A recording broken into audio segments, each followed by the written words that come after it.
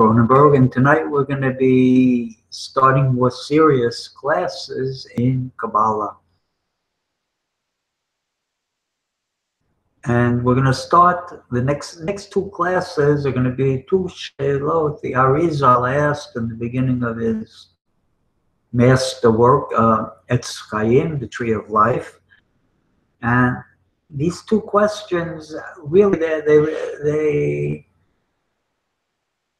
they don't really have an answer so much as they're coming to give an introduction to Kabbalah.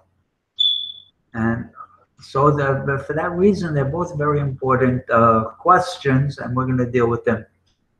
And we'll start off. The first one is why God created the world. The second one is going to be why God created the world when he did. Why didn't he create it earlier or later? Why did he create it exactly 5,778 years ago, according to the Jewish calendar? So that's a question. We'll deal with that in the next class. Tonight, why God created the world. So the Ari gives an answer that, on the surface anyway, is against all of Jewish philosophy. He says God created the world because if he didn't create the world, he wouldn't have been able to complete his names. He would have been lacking something. Right? And that's like very hard to say because God doesn't lack anything, so to speak. Right? He doesn't need man or not limited by us. And so it becomes a serious question. Why did God create the world? So the Ari says it's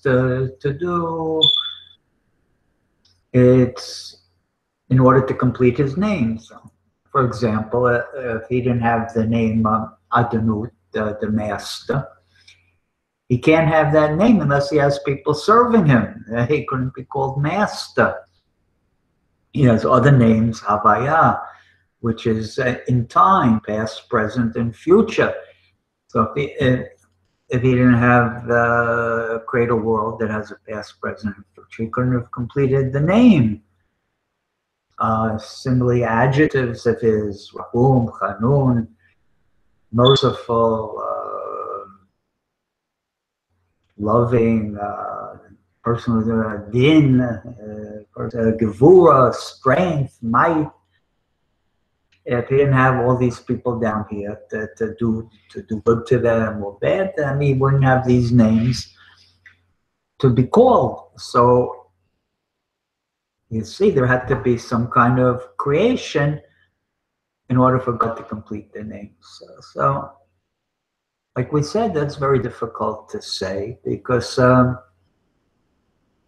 Jewish philosophy holds that God is, he created, there was no need for him to create the world, but when he created the world, he didn't change when he created the world, and he was, just like he was complete before he created the world, he was complete after he created the world. So what's going on? And so the Kabbalists explain that really this question is not the proper question. Really, the Arizal wants to give you an introduction to Kabbalah. That in Kabbalah, there's basically three ways we talk about God. One, the first level of God is this aspect of God that's unknowable, that you're not allowed to talk about, and it's totally complete. The Gaon Vilna says you're not even allowed to think about that aspect, because if you think about it, you're sort of creating a space where where God isn't, and when you're talking about this aspect of God, you can't. So, and that's what the level that most people think, the Kabbalah, and the Kabbalah is not on this level. Kabbalah is not talking about that. Now, the second level is the beginning of revelation, the beginning of creation, and that's what we call in Kabbalah the Ein Sof. And the Ein Sof, that's how the Etz Chaim opens his book of the Tree of Life. It opens telling you that the universe was full of the Ein Sof, and that already is an emanation. That the Ein Sof is God, and The Ein Sof was already an emanation, but we just don't talk about God when he how God created the Ein Sof from the unknowable, because you're not allowed to talk about that. So we start when already the Ein Sof was created, and that's the aspect of the Ratzon of Hashem. And then after that is where all the names are. That's what the Ari is teaching here. They're really, all the names of God, they're in the world of Atzilut. And that's where all the Kabbalah is talking about Olam Atzilut. And Atzilut is the root of this world. And this world is run by all the different names and adjectives of God. Like it says, the Torah is like the name of God. The whole book is different names of God. And so when we talk about Hashem fulfilling himself, it means that he wants to reveal his light to us. In other words, he's not talking about that first Bechina of Hashem. He's talking about these names that he created in order to reveal himself to us.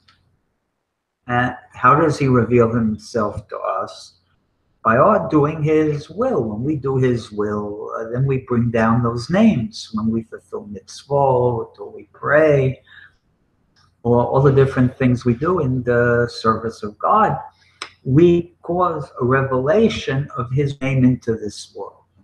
When we say that Hashem barat olam kvodo, he created the world for his glory, it doesn't mean for himself, that he would be completed, but he created it for his glory. In other words, to reveal, he created the world in order to reveal his glory to the people who serve him down here. And that's what the Ari wants to teach in the beginning, that God created the world in order to reveal himself to us, because that's the true joy of life, is to have the revelation of God. It's not, the things of this world, the pleasures of theirs are very ephemeral, and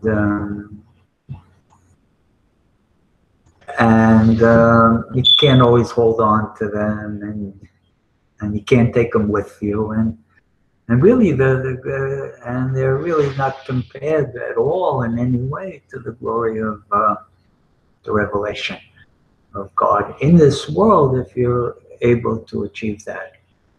And so that's what the Ari wants to teach in the first question that he asked. And thank you for listening.